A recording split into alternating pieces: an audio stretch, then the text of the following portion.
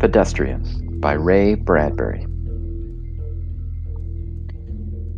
To enter out into that silence that was the city at 8 o'clock of a misty evening in November, to put your feet upon that buckling concrete walk, to step over grassy seams and make your way, hands in pockets, through the silence. That was what Mr. Leonard Mead most dearly loved to do.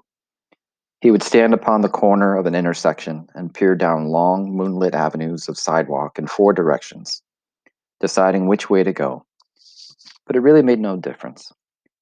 He was alone in this world of AD 2053, or as good as alone, and with a final decision made, a path selected, he would stride off, sending patterns of frosty air before him like the smoke of a cigar. Sometimes he would walk for hours and miles and return only at midnight to his house. And on his way, he would see the cottages and homes with their dark windows, and it was not unequal to walking through a graveyard where only the faintest glimmers of firefly light appeared in flickers behind the windows. Sudden gray phantoms seemed to manifest upon inner room walls where a curtain was still undrawn against the night, or there were whisperings and murmurs where a window in a tomb-like building was still open. Mr. Leonard Mead would pause, cock his head, listen, look, and march on, his feet making no noise on the lumpy walk. For long ago he had wisely changed to sneakers when strolling at night, because the dogs in intermittent squads would parallel his journey with barkings if he wore hard heels, and lights might click on and faces appear, and an entire street be startled by the passing of a lone figure, himself, in the early November evening. On this particular evening, he began his journey in a westerly direction, toward the hidden sea.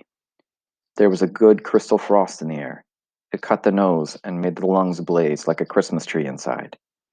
You could feel the cold light going on and off, all the branches filled with invisible snow.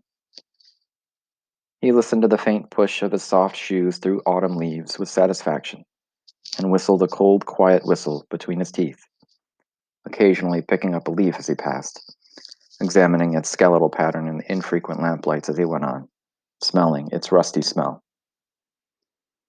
"Hello in there," he whispered to every house on every side as he moved. "What's up tonight on Channel 4, Channel 7, Channel 9? Where are the cowboys rushing? And do I see the United States cavalry over the next hill to the rescue?" The street was silent and long and empty, with only his shadow moving like the shadow of a hawk in mid-country. If he closed his eyes and stood very still, frozen, he could imagine himself upon the center of a plain, a wintry, windless Arizona desert with no house in 1,000 miles, and only dry riverbeds, the streets, for company. "What is it now?" he asked the houses, noticing his wristwatch. 8:30 p.m.? Time for a dozen assorted murders, a quiz, a review, a comedian falling off the stage? Was that a murmur of laughter from within a moon-white house? He hesitated, but went on when nothing more happened. He stumbled over a particularly uneven section of sidewalk. The cement was vanishing under flowers and grass. In 10 years of walking by night or day, for thousands of miles, he had never met another person walking, not once in all that time. He came to a cloverleaf intersection which stood silent where two main highways crossed the town. During the day, it was a thunderous surge of cars, the gas stations open, a great insect rustling, and a ceaseless jockeying for position as the scarab beetles, a faint incense puttering from their exhaust, skimmed homeward to the far directions. But now these highways too were like streams in a dry season, all stone and bed and moon radiance.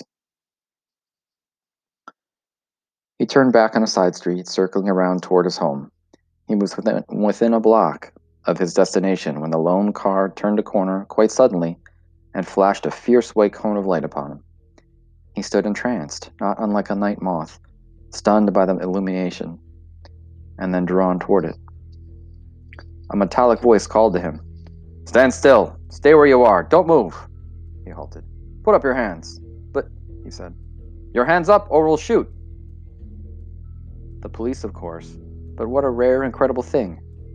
In a city of 3 million, there was only one police car left, wasn't that correct? Ever since a year ago, 2052, the election year, The force had been cut down from 3 cars to 1. Crime was ebbing. There was no need now for the police, save for this one lone car wandering and wandering the empty streets. "Your name," said the police car in a metallic whisper.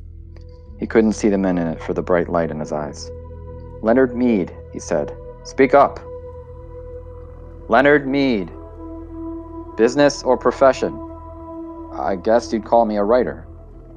"No, profession," said the police car, as if talking to itself. The light held him fixed like a museum specimen, needle thrust through chest. "You might say that," said Mr. Mead. He hadn't written in years. Magazines and books didn't sell anymore. Everything went on in the tomb-like houses at night now, he thought, continuing his fancy. The tombs, ill-lit by television light, where the people sat like the dead, the gray or multicolored lights touching their faces but never really touching them. "No profession," said the phonograph voice, hissing. "What are you doing out?" "Walking," said Leonard Mead. "Walking?" "Just walking," he said simply, but his face felt cold. "Walking, just walking, walking." "Yes, sir." "Walking where? For what?" "Walking for air, walking to sea." "Your address?" 11 South St. James Street. "And there is air in your house. You have an air conditioner, Mr. Mead." "Yes." "And you have a viewing screen in your house to see with." "No." "No?" There was a crackling quiet that in itself was an accusation. "Are you married, Mr. Mead?" "No." "Not married," said the police voice behind the fiery beam. The moon was high and clear among the stars, and the houses were gray and silent. "Nobody wanted me," said Leonard Mead with a smile. "Don't speak unless you're spoken to." Leonard Mead waited in the cold night. "Just walking, Mr. Mead." "Yes." "But you haven't explained for what purpose." "I explained. For air, and to see, and just to walk." "Have you done this often?" "Every night for years." The police car sat in the center of the street with its radio throat faintly humming. "Well, Mr. Mead," it said. "Is that all?" he asked politely. "Yes," said the voice. "Here."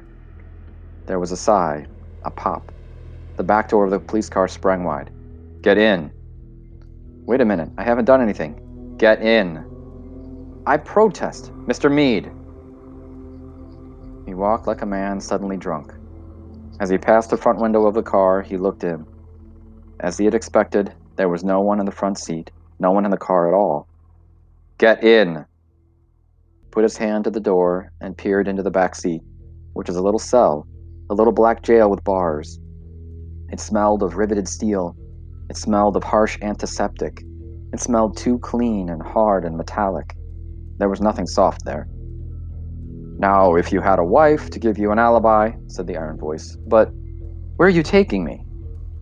The car hesitated, or rather gave a faint whirring click, as if information somewhere was dropping card by punch-slotted card under electric eyes.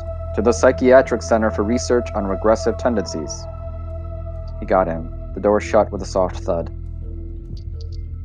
The police car rolled through the night avenues, flashing its dim lights ahead. They passed one house on one street a moment later, one house in an entire city of houses that were dark. But this one particular house had all of its electric lights brightly lit, every window a loud yellow illumination, square and warm in the cool darkness. "That's my house," said Leonard Mead. No one answered him. The car moved down the empty riverbed streets and off away, leaving the empty streets with the empty sidewalks, and no sound and no motion at all the rest of the chill November night.